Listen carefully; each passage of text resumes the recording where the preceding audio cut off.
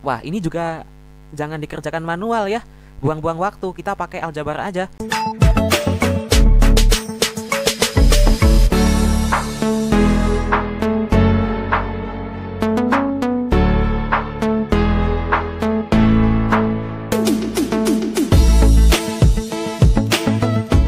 Assalamualaikum warahmatullahi wabarakatuh. Apa kabar kawan-kawan?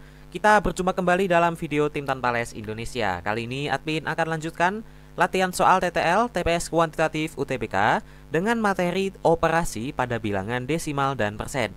Nah, di sini kita nanti akan bahas beberapa soal menggunakan trik-trik cepat. Jadi teman-teman tonton terus videonya sampai selesai. Nah, kita akan langsung masuk ke soal yang pertama. Nah, di soal yang pertama, di beberapa soal ini kita awali dengan membandingkan nilai P dengan nilai Q supaya teman-teman tahu konsep dasarnya. Nah, P di sini 20% dari 72, Q 72% dari 20. Nah, teman-teman harus tahu yang namanya dari di sini itu adalah sebuah pengganti dari simbol perkalian. Jadi kalau kita punya 20% dari 72, itu maksudnya 20% dikali 72.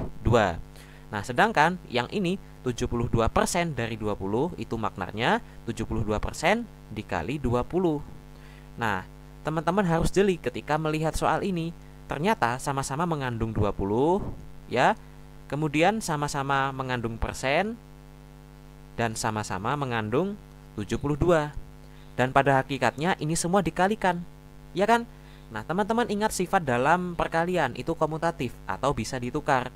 Nah, kalau kita lihat ketiga-tiganya ini ternyata sama, hanya posisinya yang ditukar. Berarti P dan Q ini nilainya akan sama. Ya, berarti jawabannya P sama dengan Q atau yang C. Oke, ini simpel banget kawan. Kita lanjut ke soal berikutnya.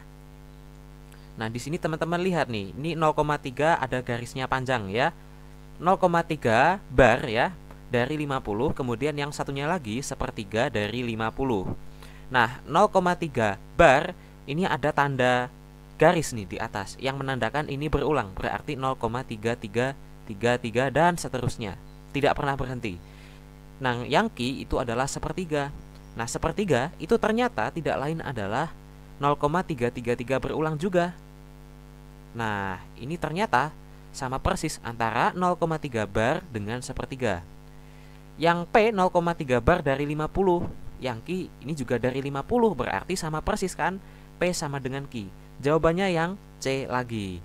Nah, ini suatu pelajaran buat teman-teman. Kalau kita punya bentuk yang ada garisnya di atas, ini akan ditulis berulang.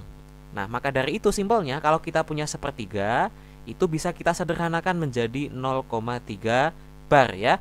Sedangkan untuk 2/3 itu kan 0,6666 yang panjang ya. Kita akan tulis sebagai 0,6 bar. Nah, seperti itu ya. Kita lanjut soal nomor 3.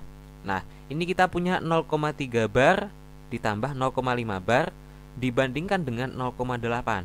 Harusnya teman-teman udah tahu mana yang lebih besar ya. Nah, 0,3 bar ini kan 0,333 berulang. Ini 0,5 bar itu adalah 0,555 berulang. Nah, kalau dijumlahkan ya akan menjadi 0,888 berulang. Nah, kalau dibandingkan dengan 0,8 doang, nah kira-kira mana yang lebih besar? Nah, 0,8 itu kan maksudnya 0,8000 dan seterusnya kan. Nah, teman-teman perhatikan ini 0,88, ini 0,80. Sudah jelas ya mana yang lebih besar? Pasti yang 0,88 sekian. Atau yang P, berarti P lebih besar dari Q. Jawabannya A. Nah, seperti itu kawan teknik mengerjakan soal ini. Kita lanjutin aja ke nomor 4. Wow, ini makin menantang ya. Ini adalah operasi pecahan ya, yang di dalamnya adalah desimal.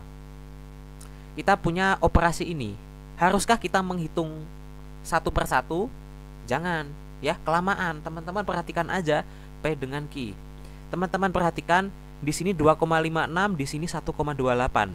Itu artinya dari kiri ke kanan itu dibagi 2. Nah, kita harus cek penjumlahan atau sebelahnya lagi nih. Di sini 8,18, di sini 4,09. Ini ternyata dibagi 2 lagi. Kemudian yang ini 4,24, yang kanan 2,12, ternyata dibagi 2 lagi. Kita cek penyebutnya. 16 di kanannya ini menjadi 8. Loh, ternyata dibagi 2 lagi. Ya. Nah, teman-teman perhatikan, ternyata baik pembilang maupun penyebutnya semuanya sama-sama dibagi 2. Nah, kalau sama-sama dibagi 2 antara pembilang dan penyebutnya, maka pecahan itu tidak akan berubah nilainya, ya. Jadi P dan Q ini nilainya sama persis, boleh dibuktikan dengan kalkulator.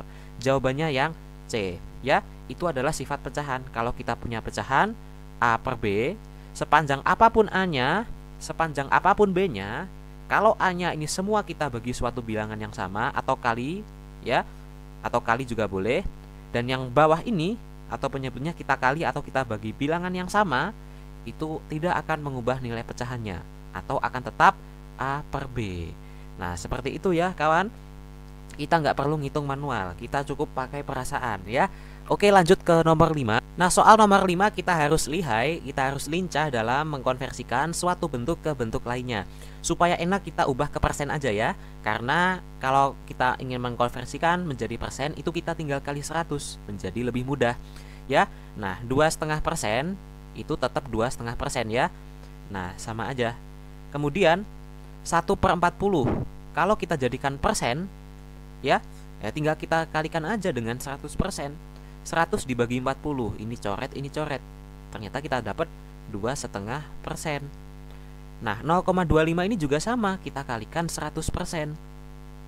Kita akan dapat di sini 0,25 dikali 100. Nah, komanya geser ya ke sini, komanya hilang menjadi 25%. Nah, 1/5 kita kalikan aja dengan 100%, gampang banget. 100 dibagi 5 itu 20%. Nah, kalau ini kita jumlahkan menjadi 2,5 tambah 2,5 itu 5, 5 tambah 25 30, 30 tambah 20 itu 50%. Nah, 50% sudah jelas jawabannya setengah atau yang A. Nah, simpel banget ya kawan ya. Yang penting teman-teman konsisten mengubah suatu bentuk ke bentuk yang lainnya ya. Kita lanjut soal nomor 6.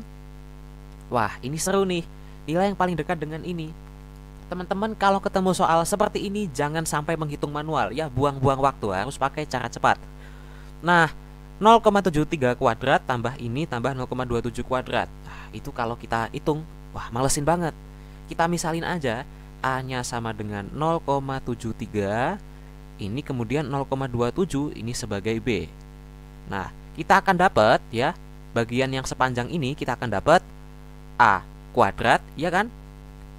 Nah, kemudian ditambah 2 dikali A dikali B ditambah ini B kuadrat 0,27 kuadrat. Nah, kalau kita melihat aljabar seperti ini, itu bisa dipersingkat kawan menjadi A plus B kuadrat. Wah, enak banget kan? Kita jumlahin aja A plus B-nya. A plus B-nya ternyata 0,73 ditambah 0,27 itu 1,00 atau 1. Nah, kalau dikuadratkan, ya udah 1 kuadrat itu 1. Jawabannya yang D. Lah, enak banget kan ternyata dibanding kita menghitung manual, hasilnya sudah pasti. Ya, kita lanjut ke soal nomor 7. Wah, ini juga jangan dikerjakan manual ya.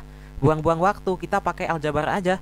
Nah, kita misalin aja deh suatu bilangan itu apa ya? Tadi A sama B, sekarang P sama Q.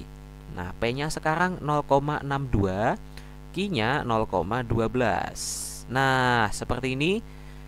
Berarti bentuk pecahan ini bisa kita make over menjadi berapa nih?